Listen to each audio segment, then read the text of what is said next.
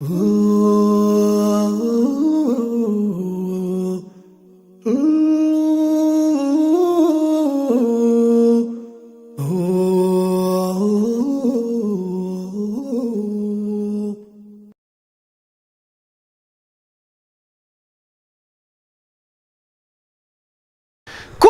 قسى قلبك تذكر أمنيات أهل المقابر.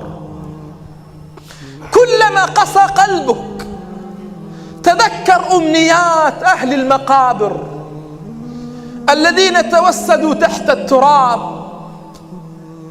الذين خلقوا من تراب وعاشوا فوق تراب ثم عادوا إلى التراب. سائل الواحد منهم: ماذا تتمنى مع هذه الأعوام التي تمر وتمضي؟ ماذا يتمنى الأموات؟ هل يتمنى الواحد منهم زيادة في مرتبه؟ هل يتمنى الواحد منهم نيشانا يعلقه ورتبة يعلقها؟ هل يتمنى الواحد منهم تجارة وعمارة وسيارة وعقارا؟ هل واحد منهم يتمنى ولدا أو زوجة أو مالا أو بيتا؟ إنما هذه أمنيات أهل الدنيا، لكن أمنيات أهل المقابر تختلف تماما. فلا يتمنى الواحد منهم إلا أن يعود إلى الدنيا، ليس ليكمل قسطا ولا ليشتري سيارة ولا ليبني عمارة، وإنما ليأخذ ليلة من ليالينا أو يأخذ يوما من أعمارنا التي تمضي ليظل ساجدا فيها لله عز وجل. قلبه بدرقنا بدندነ ቁጥር በቀብር ውስጥ ያሉ ወገኖችን ምኞቶች አስታውስ። አፈር የተጫናቸው ምንጣፍና ትራሳቸው አፈር የሆኑ ጓዶችን አስታውስ። ከአፈር ተገኝተው በአፈር ላይ ኑረው ከዚያም ወደ አፈር የተመለሱ ያንተው ቢጤዎችን ሰዎች አስታውስ። ከመካከላቸው አንዱን ማናገር ብትችልና ምንድነው ምኞትህ ብለህ ብትጠይቀው ይህን ሁሉ ረጅም ዓመታት በቀብር ውስጥ ያሉ ሙታን ምኞታቸው ምን ይሆን? ምን ይመኛሉ? ከነሱ ውስጥ በዱንያ ሳለ ይከፈለው በነበረው ደሞዝ ላይ ጭማሪ እንዲደረግለት የሚመኝ ያለ ይመስላችኋል? ከነሱ መካከል በትከሻው ላይ የሚያንጠለጥለው ወታደራዊ ኒሻን ወይም ማዕረግን የሚመኝ ይኖራል ብላችሁ ትገምታላችሁ?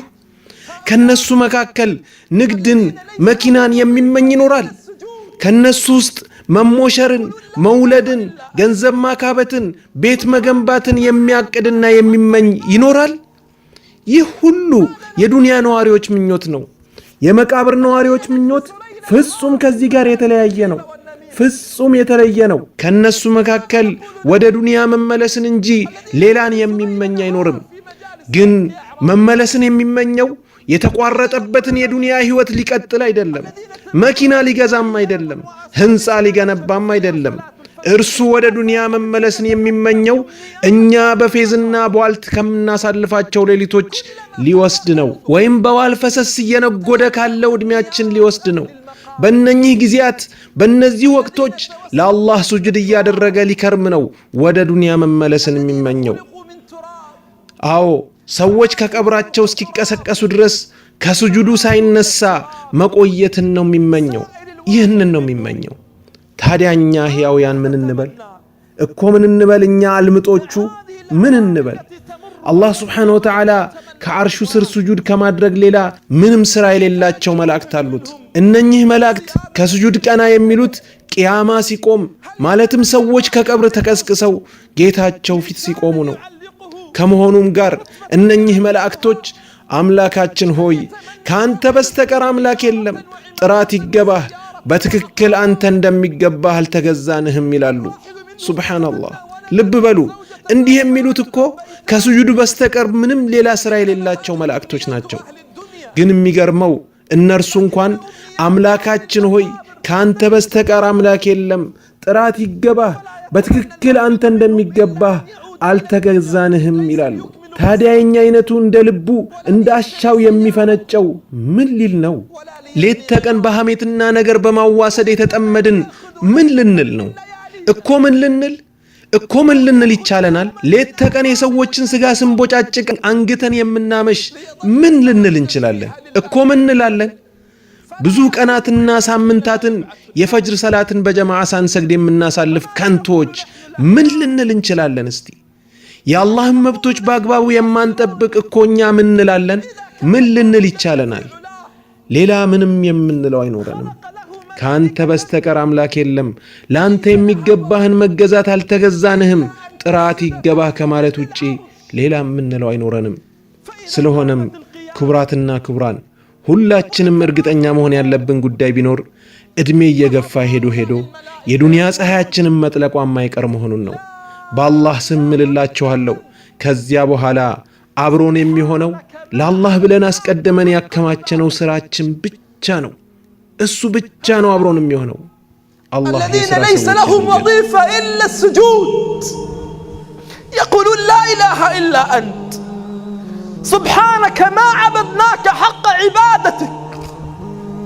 ماذا نقول نحن الذين نجلس ليل نهار في مجالس الغيبة والنميمة؟ ماذا نقول نحن الذين نجلس ليل نهار في مجالس هتك أعراض الناس؟ ماذا نقول نحن الذين تمر علينا أيام وأسابيع لا نشهد فيها صلاة الفجر في جماعة؟ ماذا نقول نحن المقصرون بحق الله عز وجل؟ ماذا عسانا أن نقول؟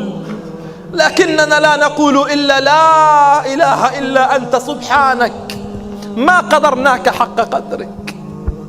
لا إله إلا أنت سبحانك ما عبدناك حق عبادتك. لذلك أيها الكرام سيفنى العمر وستغرب شمس الدنيا وليس لنا والله إلا ما قدمنا لله عز وجل.